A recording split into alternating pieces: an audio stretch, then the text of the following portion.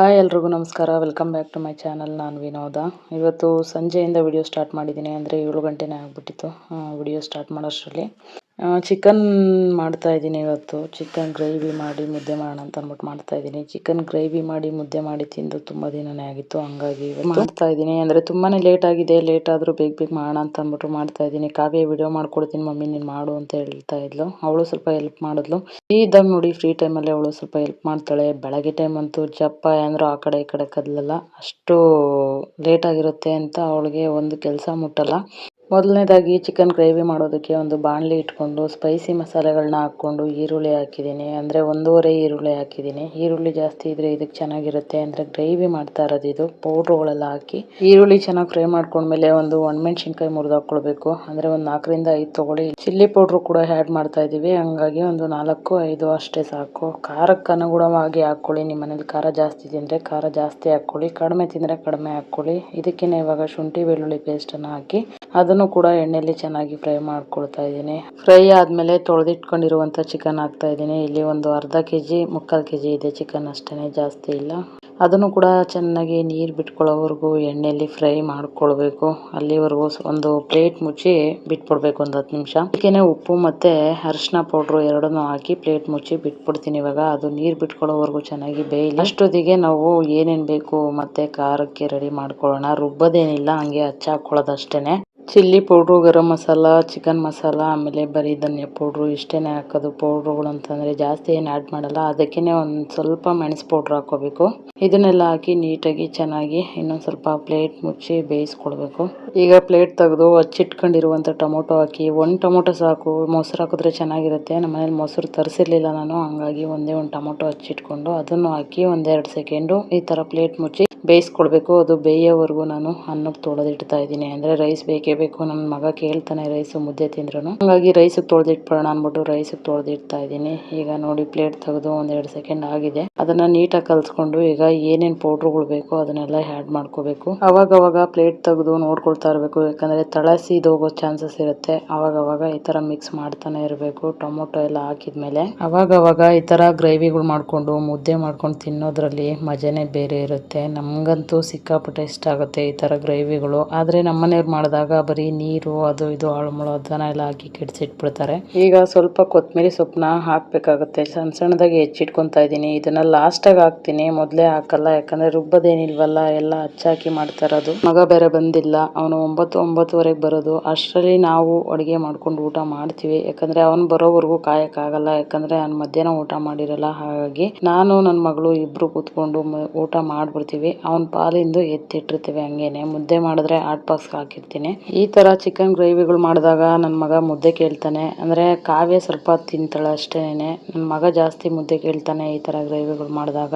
ಈಗ ಚಿಕನ್ ಚೆನ್ನಾಗಿ ಬೆಂದಿದೆ. ಇದಕ್ಕೇನೆ ಇವಾಗ ಗರಂ ಮಸಾಲ, ಚಿಕನ್ ಮಸಾಲ, ಬರೀ ಧನಿಯಾ ಪೌಡ್ರು, ಪೆಪ್ಪರ್ ಪೌಡ್ರು ಮತ್ತು ಇಷ್ಟನ್ನು ಹಾಕಿ ಸ್ವಲ್ಪ ಮಿಕ್ಸ್ ಮಾಡಿಕೊಂಡು ಕನ್ಸಿಸ್ಟೆನ್ಸಿ ನೋಡಿ ಅದು ಬೇಕಾದರೆ ನೀರು ಹಾಕ್ಕೊಳ್ಳಿ, ಇಲ್ಲಾಂದರೆ ಹಂಗೆ ಡ್ರೈ ಚಿಕನ್ ತಿನ್ಬೋದು. ಅಂದರೆ ನಾನು ಗ್ರೇವಿ ಅಲ್ವಾ ಮಾಡ್ತಾ ಇರೋದು, ಸ್ವಲ್ಪ ನೀರು ಹಾಕ್ಕೊಳ್ತೀನಿ. ಇಲ್ಲಿ ಸ್ವಲ್ಪ ನೀರು ಹಾಕ್ಕೊಂಡು ಚೆನ್ನಾಗಿ ಮಿಕ್ಸ್ ಕೊಟ್ಟು ಒಂದು ಪ್ಲೇಟ್ ಮುಚ್ಚಿ 1-2 ಸೆಕೆಂಡ್ ಬಿಟ್ಬಿಡ್ಬೇಕು. 2 ಸೆಕೆಂಡ್ ಅಂದರೆ ಒಂದು 5-10 ನಿಮಿಷನಾದರೂ ಬಿಡಿ. ಅದು ಬೆಂದು ಸ್ವಲ್ಪ ಗಟ್ಟಿ ಥರ ಆಗುತ್ತೆ. ಆವಾಗ ಗ್ರೇವಿ ಚೆನ್ನಾಗಿ ಕನ್ಸಿಸ್ಟೆನ್ಸಿ ಬರುತ್ತೆ. ನಮ್ಮ ಮನೇಲಿ ಜಾಸ್ತಿ ಚಿಕನ್ ಗ್ರೇವಿಗಳೇ ಮಾಡೋದು. ಅಪರೂಪಕ್ಕೆ ನಮ್ಮ ಮನೆಯವರು ಸಾಂಬಾರ್ ಥರ ಮಾಡೋದು. ಈಗ ನೋಡಿ ಸ್ವಲ್ಪ ನೀರು ಹಾಕಿ ಕನ್ಸಿಸ್ಟೆನ್ಸಿ ನೋಡಿಕೊಂಡು ಮತ್ತೆ ಪ್ಲೇಟ್ ಮುಚ್ಚಿ ಬಿಟ್ಬಿಡ್ಬೇಕಾಗತ್ತೆ. ಈಗ ಇನ್ನೂ ಒಂದು ಸ್ವಲ್ಪ ನೀರು ಹಾಕಿ ಒಂದು ಮಿಕ್ಸ್ ಕೊಟ್ಕೊಂಡು ಚೆನ್ನಾಗಿ ನೋಡಿ, ಇದು ಸ್ವಲ್ಪ ಇದೆ. ಅಂದರೆ ನಾವು ಎಷ್ಟು ಜನಕ್ಕೆ ಮಾಡ್ತೀವಿ ನೋಡ್ಕೊಬೇಕು. ನೋಡಿಕೊಂಡು ನೀರು ಹಾಕ್ಕೊಂಡು ಆಮೇಲೆ ಪ್ಲೇಟ್ ಮುಚ್ಚಿ ಬಿಟ್ಬಿಡ್ಬೇಕು. ಅದು ಬೇಯಲಿ, ಗಟ್ಟಿ ಥರ ಬರುತ್ತೆ. ನಮ್ಮ ಕಡೆ ಹೊರಗಡೆಯಿಂದ ಏನೇ ತರಲಿ, ಅಂದರೆ ಚಿಕನ್ ಆಗಲಿ, ಮಟನ್ ಆಗಲಿ, ಫಿಶ್ ಆಗಲಿ, ಏನೇ ತರಲಿ ಈ ಥರ ದೃಷ್ಟಿ ತೆಗಿಯೋ ಪದ್ಧತಿ ಇದೆ. ನಾನು ಕೂಡ ಅದೇ ರೀತಿ ಮಾಡ್ತಾ ಇದ್ದೀನಿ.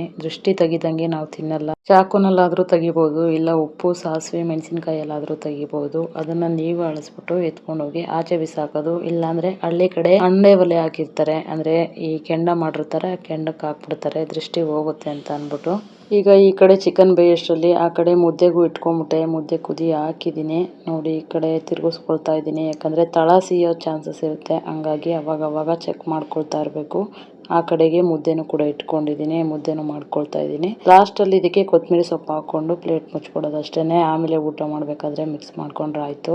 ನಾನು ಯಾವಾಗೇ ಅಡುಗೆ ಮಾಡಲಿ ತಿಂಡಿ ಮಾಡಲಿ ಅವಾಗಿಂದ ಅವಾಗ ಕ್ಲೀನ್ ಮಾಡ್ಕೊಂಡ್ಬಿಡ್ತೀನಿ. ಸಜ್ಜೆ ಮೇಲೆಲ್ಲ ನೀಟಾಗಿ ಒರೆಸ್ಕೊಳ್ಳೋದಾಗಿರ್ಬೋದು, ಇಲ್ಲ ಹಚ್ಕೊಂಡಿದ್ದೆಲ್ಲ ಗಲೀಜಿರುತ್ತಲ್ಲ ಅದನ್ನೆಲ್ಲ ತೆಗೆದಾಕೋದಾಗಿರ್ಬೋದು, ಎಲ್ಲನೂ ಅವಾಗಿಂದ ಅವಾಗ ಮಾಡ್ಕೊಂಡ್ಬಿಡ್ತೀನಿ. ಈ ರೀತಿ ಮಾಡ್ಕೊಳ್ಳೋದ್ರಿಂದ ನಮಗೆ ಕೆಲಸನೂ ಈಸಿ ಆಗುತ್ತೆ. ಆಮೇಲೆ ಪಾತ್ರೆಗಳು ಅಷ್ಟೇ ಮಧ್ಯ ಮಧ್ಯದಲ್ಲಿ ಒಂದೊಂದು ಬೀಳ್ತಾ ಇರುತ್ತಲ್ಲ ಅದನ್ನು ಅವಾಗಿಂದ ಅವಾಗ ತೊಳ್ಕೊಂಡ್ಬಿಡ್ತೀನಿ. ಒಂದೇ ಸಲ ಗುಡ್ಡೆ ಹಾಕೊಂಡ್ರೆ ಜಾಸ್ತಿ ಆಗ್ಬಿಡುತ್ತೆ. ಕಾವ್ಯ ಒಂದೊಂದ್ಸಲ ಹಂಗೆ ಮಾಡ್ತಾಳೆ, ನನಗದು ಇಷ್ಟ ಆಗಲ್ಲ. ಹೇಳ್ತಾ ಇರ್ತೀನಿ ತೊಳೆದಿಡು ಅಂದ್ಬಿಟ್ಟು, ಅವಳು ಮುಟ್ಟೋದೇ ಇಲ್ಲ ಪಾತ್ರೆನ. ಹಂಗಾಗಿ ಒಂದೊಂದ್ಸಲ ಜಾಸ್ತಿ ರಾಶಿ ರಾಶಿ ಪಾತ್ರೆಗಳು ಬಿದ್ದೋಗುತ್ತೆ. ಆ ತರ ಆಗಕ್ಕೆ ಬಿಡಲ್ಲ ನಾನು. ಅದಕ್ಕೆ ಮನೆ ಖಾಲಿ ಮಾಡಿದಾಗ ಐಡಿಯಾ ಮಾಡಿ ಅಷ್ಟೊಂದು ಪಾತ್ರೆಗಳೆಲ್ಲ ಎತ್ತಿಟ್ಬಿಟ್ಟೆ. ತುಂಬಾ ಇಟ್ಕೊಂಡಿದ್ದೆ ಆ ಮನೇಲಿ ಕೆಳಗಡೆ ಪಾತ್ರೆಗಳು. ಈಗ ಅದನ್ನೇ ತೊಳಿ ಅದನ್ನೇ ಮಾಡೋರ್ನ ತರ ಆಗಿದೆ. ಅದಕ್ಕೆ ಇವಾಗ ಜಾಸ್ತಿ ಪಾತ್ರೆಗಳೆಲ್ಲ ಬೀಳಲ್ಲ. ನಮ್ ಕಾವ್ಯ ಅದೊಂದು ಇದೊಂದು ಹೆಲ್ಪ್ ಮಾಡ್ತಾನೆ ಇದ್ದಾಳೆ. ಈಗ ಮುದ್ದೆನೂ ಕೂಡ ಮಾಡ್ಕೊಳ್ತಾ ಇದ್ದೀನಿ. ಮೊದಲು ಒಂದ್ಸಲ ಬೇಯಿಸ್ಕೊಳ್ತೀನಿ, ಕೆಳಗಡೆ ತೆಗೆದಿಟ್ಕೊಂಡು ಅದನ್ನ ತಿರುಗಿಸ್ಕೊಂಡು ಮತ್ತೆ ಇನ್ನೊಂದ್ಸಲ ಇಟ್ಕೊಳ್ತೀನಿ. ಯಾಕಂದ್ರೆ ಮುದ್ದೆ ಚೆನ್ನಾಗಿ ಬೇಯಲಿ ಅಂತ. ಇಲ್ಲಾಂದ್ರೆ ಅಂಟಂಟು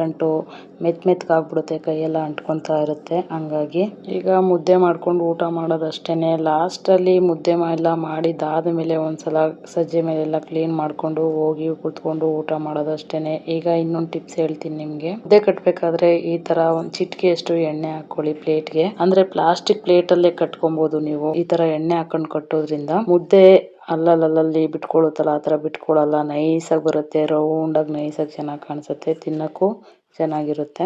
ಈಗ ಮುದ್ದೆ ಮಾಡಿಕೊಂಡು ನಾನು ಕಾವ್ಯ ಕುತ್ಕೊಂಡು ಊಟ ಮಾಡೋದಷ್ಟೇನೆ. ಅವಳು ಮುದ್ದೆ ಜಾಸ್ತಿ ತಿನ್ನಲ್ಲ, ಸ್ವಲ್ಪನೇ ತಿಂತಾಳೆ. ಆದ್ರೂ ಮುದ್ದೆ ಕೊಡದೆ ಮಾತ್ರ ಇರಲ್ಲ ಅವಳಿಗೆ. ಬಲವಂತವಾಗಿ ತಿನ್ನಿಸ್ತೀನಿ. ಹಸ್ಬೆಂಡು ಅಷ್ಟೇ ಬಲವಂತವಾಗಿ ಮುದ್ದೆ ತಿನ್ಸೋದು ಅವಳಿಗೆ. ಈಗ ನೋಡಿ ಮುದ್ದೆ ಕಟ್ಟಕ್ಕೆ ಕೂತ್ಕೊಂಡಿದ್ದೀನಿ. ಮುದ್ದೆ ಕಟ್ಟಿದ್ದಾದ್ಮೇಲೆ ಮತ್ತೆ ಏನಾದರೂ ಕೆಲಸ ಇದ್ರೆ ನೋಡ್ಕೊಂಡು ಒಂದೇ ಸಲ ಊಟಕ್ಕೆ ಕೂತ್ಕೊಂಡ್ಬಿಡ್ತೀವಿ. ಯಾಕಂದ್ರೆ ಊಟ ಮಾಡಿದ್ಮೇಲೆ ಹೊಟ್ಟೆ ಎಲ್ಲ ಭಾರ ಆಗಿರುತ್ತೆ, ಮತ್ತೆ ಕೆಲ್ಸಕ್ಕೆ ಕೈ ಹಾಕಕ್ಕಾಗಲ್ಲ. ಹಂಗಾಗಿ ಊಟ ಮಾಡಿದ್ಮೇಲೆ ಬರೀ ತಟ್ಟೆಗಳು ಮಾತ್ರ ಇರುತ್ತೆ, ಅಂದ್ರೆ ತಿಂದಿರೋ ಪ್ಲೇಟ್ಗಳು ಮಾತ್ರ ಇರುತ್ತೆ ಅಷ್ಟೇನೆ. ಅಷ್ಟನ್ನ ಮಾತ್ರ ತೊಳೆದು ಇಟ್ಬಿಟ್ಟು ಮಲಗೋದಷ್ಟೇನೆ. ಸಿಟಿಗಳ ಕಡೆ ಜಾಸ್ತಿ ಈ ಪಾತ್ರೆಗಳಲ್ಲಿ ಮಾಡ್ಕೊಂಡ್ಬಿಡ್ತಾರೆ. ನಾನು ಈ ರೀತಿ ಕೋಲಲ್ಲಿ ಮಾಡ್ಕೊಳ್ತೀನಿ. ಅಂದ್ರೆ ಆ ಸಿಟಿಗಳ ಕಡೆ ಜಾಸ್ತಿ ಸೌಟ್ಗಳಲ್ಲಿ ಮಾಡ್ಕೊಳ್ತಾರೆ. ನನಗೆ ಈ ತರ ಕೌಗೋಲು ಮತ್ತೆ ಮುದ್ದೆ ಕೋಲೆ ಇರಬೇಕು ಮುದ್ದೆ ಮಾಡಕ್ಕೆ. ತುಂಬಾ ಚೆನ್ನಾಗಿ ಬರುತ್ತೆ ಮುದ್ದೆ ನೈಸಾಗಿ. ಇದೇ ರೀತಿನೇ ನಾನು ಯಾವಾಗ್ಲೂ ಮಾಡೋದು. ಕಾವಿಗೆ ಮುದ್ದೆ ಮಾಡೋದು ಕಲ್ಸೋಣ ಅಂತ ಅನ್ಕೊಂಡಿದೀನಿ. ಅವಳಿಗೆ ಇಂಟ್ರೆಸ್ಟ್ ಇಲ್ವಂತೆ. ಯಾಕಂದ್ರೆ ಮುದ್ದೆ ಮಾಡೋದ್ ಕಲ್ತ್ಬಿಟ್ರೆ ನನಗೆ ಹೇಳ್ತೀರಾ ಮುದ್ದೆ ಮಾಡಕ್ಕೆ, ಅದಕ್ಕೆ ನಾನು ಮಾಡಲ್ಲ ಅಂತ ಹೇಳ್ತಾ ಇದ್ದವಳು. ನಾನು ಒಂದು ಟೈಮ್ ಮುದ್ದೆ ಇಲ್ಲ ಅಂದ್ರೆ ಎದ್ದು ಬಿಡ್ತೀನಿ. ನಮ್ಮ ಹಸ್ಬೆಂಡ್ ಮಾತ್ರ ಮುದ್ದೆ ಇಲ್ಲ ಅಂದ್ರೆ ಇರೋದೇ ಇಲ್ಲ. ಅವರು ಡ್ಯೂಟಿಗೆ ಹೋಗ್ಬೇಕಾದ್ರೂ ತಿನ್ಕೊಂಡು ಹೋಗ್ತಾರೆ, ಬಂದ್ಮೇಲೂ ಮುದ್ದೆ ಇರ್ಬೇಕು ಅವ್ರಿಗೆ. ಎನಿ ಟೈಮ್ ಮುದ್ದೆ ಇಟ್ಟು ತಿಂತಾರೆ ಅವರು. ಈಗ ನಾನು ನನ್ನ ಮಗಳು ಕುತ್ಕೊಂಡು ಊಟ ಮಾಡ್ತಾ ಇದ್ದೀವಿ. ನಮ್ಮ ಸಂಜು ಇನ್ನೂ ಬಂದಿಲ್ಲ, ಅವನಿಗೆ ವೆಯ್ಟ್ ಮಾಡ್ತಾ ಇದ್ದೀವಿ. ಗೇಟ್ ಬೇರೆ ತೆಗಿಬೇಕು ಹಾಕ್ಬೇಕು, ಅದೊಂದು ಕೆಲಸ ಆಗಿದೆ ಇವಾಗ. ಮತ್ತೆ ಬೆಳಗ್ಗೆಗೆ ವ್ಲಾಗ್ ಕಂಟಿನ್ಯೂ ಮಾಡಿದ್ದೀನಿ. ತಿಂಡಿಗೆ ಅಂದ್ಬಿಟ್ಟು ಹೆಸರು ಕಾಳು ಅಕ್ಕಿ ಮತ್ತೆ ಉದ್ದಿನ ಬೇಳೆ ರಾತ್ರಿ 12 ಗಂಟೆಲಿ ನೆನೆಸಿದ್ದು ವಿಡಿಯೋ ಮಾಡ್ಕೊಂಡಿಲ್ಲ ನಾನು. ಎದ್ದಿದ ತಕ್ಷಣ ಫ್ರೆಶ್ ಅಪ್ ಆಗಿ ಫಸ್ಟು ದೋಸೆಗೆ ರುಬ್ಬಿಟ್ಬಿಡೋಣ ಅಂದ್ಬಿಟ್ಟು ರುಬ್ತಾ ಇದ್ದೀನಿ. ಈಗ ಇನ್ಸ್ಟಾಂಟ್ ದೋಸೆ ಥರ ಮಾಡ್ಕೋಬೋದು ಇದು. ದೋಸೆಗೆ ನೆನೆಸಿಲ್ಲ, ಟೈಮ್ ಇಲ್ಲ, ನೆನೆಸಿ ಮಾಡೋಕ್ಕಾಗಲ್ಲ ಅನ್ನೋರು ಈ ರೀತಿ ಮಾಡ್ಕೊಳ್ಬೋದು. ಇದಕ್ಕೆ ಟೊಮೊಟೊ, ಈರುಳ್ಳಿ, ಬೆಳ್ಳುಳ್ಳಿ, ಕೊತ್ತಂಬರಿ ಸೊಪ್ಪು, ಉಪ್ಪು ಮತ್ತೆ ಜೀರಿಗೆ, ಮೆಣಸು ಇಷ್ಟನ್ನು ಹಾಕಿ ಚೆನ್ನಾಗಿ ಫ್ರೈ ಮಾಡಿಕೊಂಡು ಅದನ್ನ ರುಬ್ಕೊಂಡು ಕುದಿಸ್ಕೊಂಡ್ರೆ ಒಂದು ಚಟ್ನಿ ರೆಡಿ ಆಗುತ್ತೆ. ಇಲ್ಲಿ ನಾನು ದೋಸೆಗೆ ಇದೇ ರೀತಿ ಚಟ್ನಿ ಮಾಡ್ತಾ ಇರೋದು. ಈಗ ಒಂದು ಟಾಪಿಕ್ ಬಗ್ಗೆ ಮಾತಾಡ್ತಾ ಇದ್ದೀನಿ, ಅದನ್ನ ಪೂರ್ತಿಯಾಗಿ ಕೇಳಿ ಓಕೆನಾ. ನಾವು ಮಕ್ಕಳ ಬಗ್ಗೆ ಮಾತಾಡ್ಬೇಕಾದ್ರೆ ಅಂದ್ರೆ ಅವ್ರ ಜೊತೆ ಮಾತಾಡ್ಬೇಕಾದ್ರೆ ಇನ್ನೊಬ್ರಿಗೆ ಹೋಲಿಕೆ ಮಾಡಿ ಯಾವತ್ತೂ ಕೂಡ ಮಾತಾಡಬಾರ್ದು ಮಕ್ಕಳ ಜೊತೆಲಿ.